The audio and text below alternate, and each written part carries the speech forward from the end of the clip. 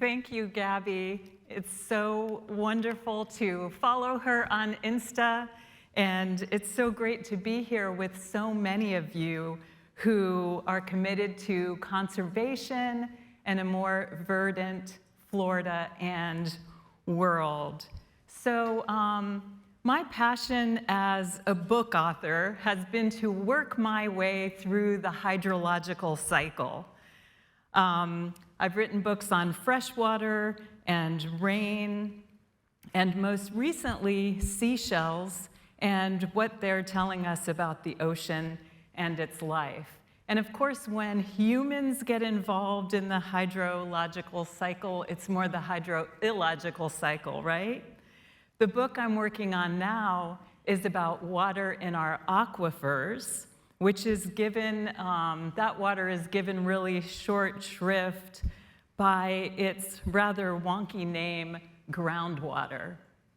I think about that water as a sea beneath us. And so the working title of the new book is The Sea Beneath Us, which pays homage to Rachel Carson's Sea Around Us. And I'll give you a little sneak peek of that in a moment. But first, only after some really serious arm twisting by Mallory, I'm going to tell you a personal story that I've never told publicly about what influenced my career path as a storyteller focused on water, and further as that unifying voice that is always attempting to bring people together.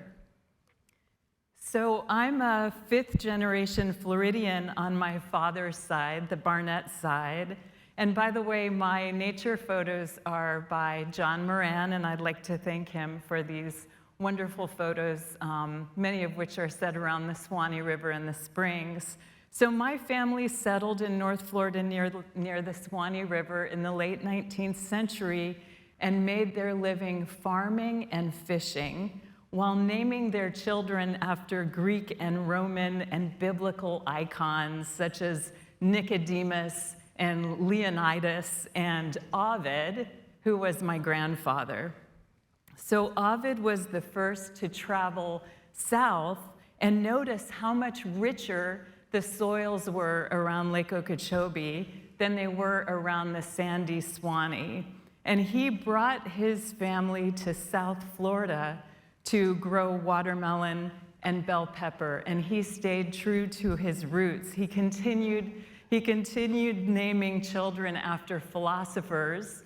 My father was Russell Rousseau, and yes, that's me. I don't know who dressed me in white pants to visit the watermelon field.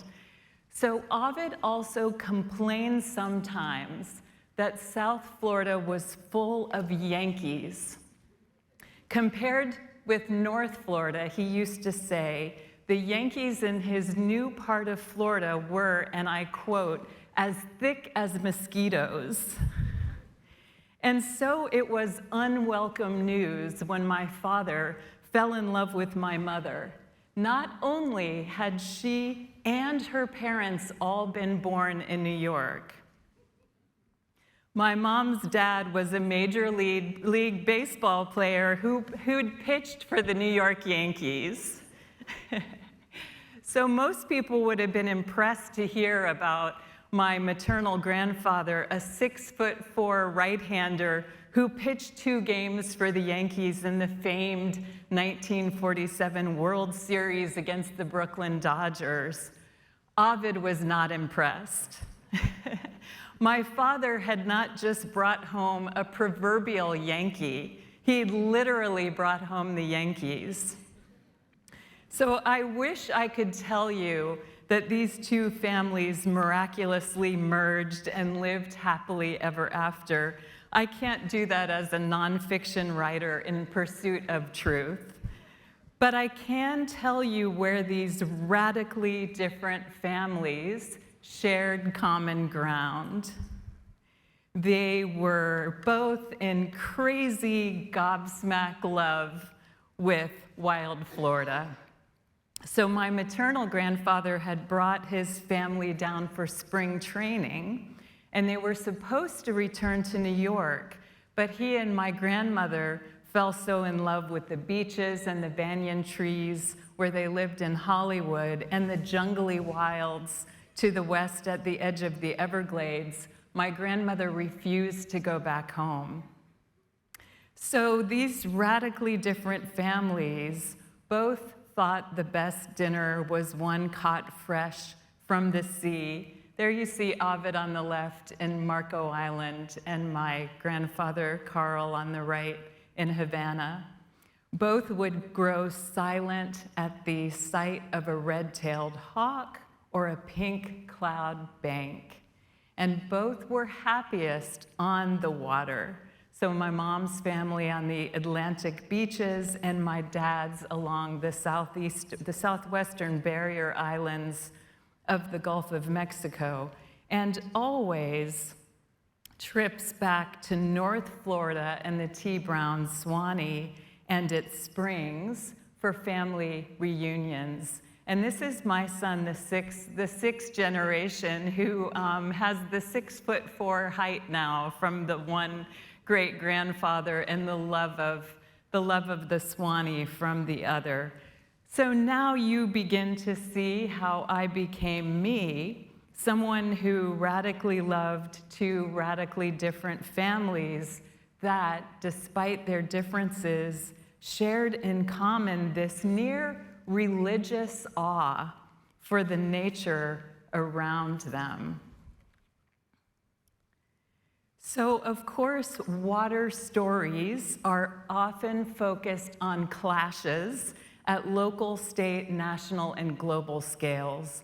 I'm sure you've heard the phrase water wars many times, but scholars who study water cooperation and conflict have found that while there have been dramatic water conflicts in the world throughout history and now, water is much more often a source of cooperation.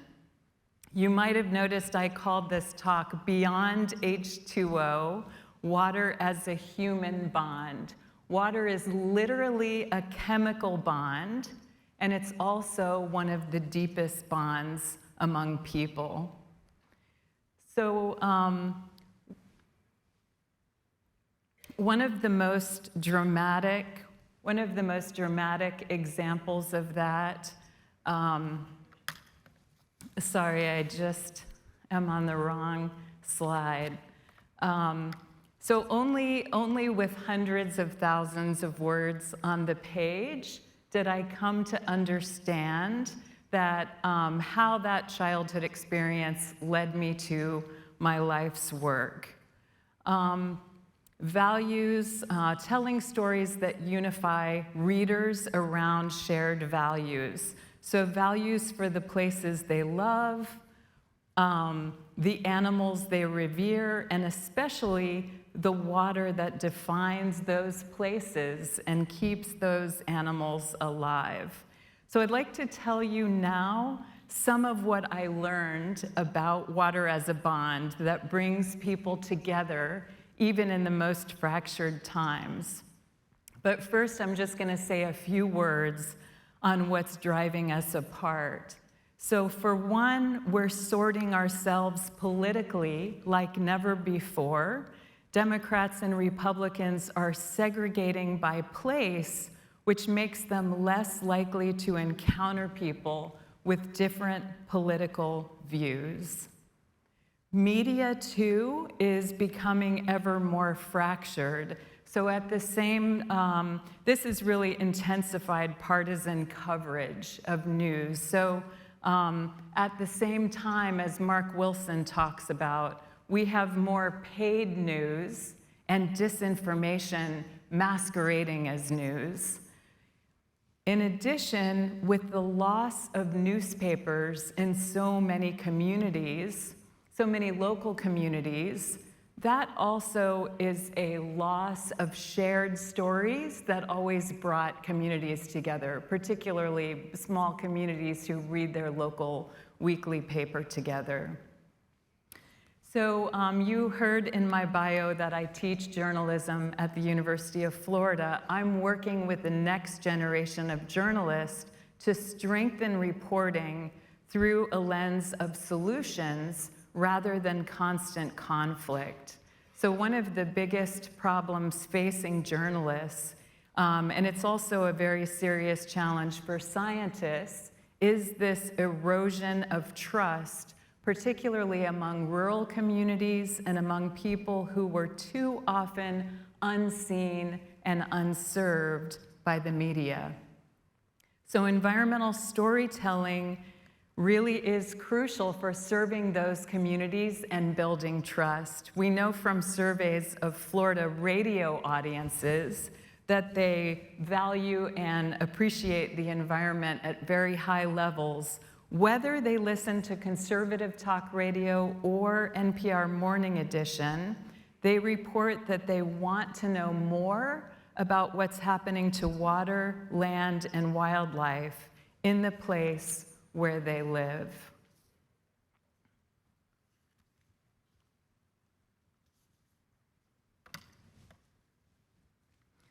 So, water stories have often focused on conflict and clashes at all of these levels. I'm sure many of you have heard the phrase water wars, and I've even used it in my stories when people use that term with me. But like I said, scholars who are studying these issues know that cooperation has always been a more common theme when water is scarce than have water wars. One of the most dramatic examples internationally is Jordan.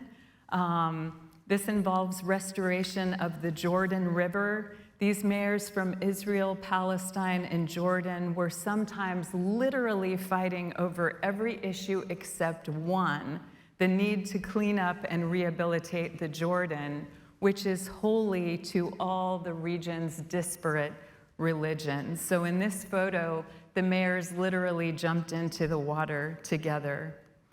Nationally, water issues surrounding the Colorado River are often framed in the alleged Mark Twain quote, "Whiskey is for drinking, water is for fighting," but Mark Twain actually never said that, and it's not really true. Especially as climate change shrinks the river, the 7 states, tribes, and Mexico that rely on the Colorado are finding common ground and unprecedented solutions for sharing water and using less of it. And that's really the only way forward. And of course, here in Florida, we're known for some particularly progressive water cooperation in a couple of areas, for being ahead of our time in creation of water management districts around hydrological boundaries instead of political boundaries, and then on successful large-scale restorations like the Kissimmee rivers. But of course, those have not been enough to rein in non-point source pollution and over-extraction of groundwater, to problems becoming more severe in the warming climate. So in each of those stories I just mentioned, it took crisis to get to cooperation. And here I'll foreshadow part of the current water crisis I don't think we're thinking enough about, and that's the sneak peek I promised about the new groundwater book. So of course, we're rightfully worried about strengthening hurricanes and about extreme rains, which are going more frequent because a warmer atmosphere holds more water. But what Florida is not thinking about enough, which I think is a really important piece of our storytelling around water, is the kinds of future droughts that we will see in a warming world. So this is really seen in the tree ring science. which you see here. The tree ring science is showing that Florida built its water works and water management system in an especially wet century on the millennial scale. So pre-European settlement, scientists can see in the tree rings of bald cypress in the Okefenokee swamp that the droughts we've struggled with in modern Florida look like a drop in the bucket compared to what they know can happen in the future because it's happened in the past. Some brand new tree ring science on 546-year-old longleaf pines in North Florida predicts that groundwater extraction, when combined with that climate change, will lead to scarcity that hasn't before been seen in our state. So I think the important thing here, and this is the Suwannee River during the last drought, so it's hard to imagine what things would look like in a drought of the scale we haven't seen before. So the important thing to think about is to help people understand the value of water and how lucky we are to have water, right? We've always been a state of too much, and that is the thing to celebrate and help people remember it's better to have too much than too little, and we don't want to get there. So the ultimate solution is cooperation, coming together to use less, pollute less, and strategize protecting those lands that are now being pumped, and also conserving the groundwater recharge areas, an important new part of the corridor's new water report. So I began with those how two radically different families had this deeply common bond when it came to wild Florida. And I want to end by saying water is what brought so many of our families to Florida, and it's part of what keeps us here. It's the defining element of life, and that makes it easier to find common ground, especially when that's higher ground. Thank you.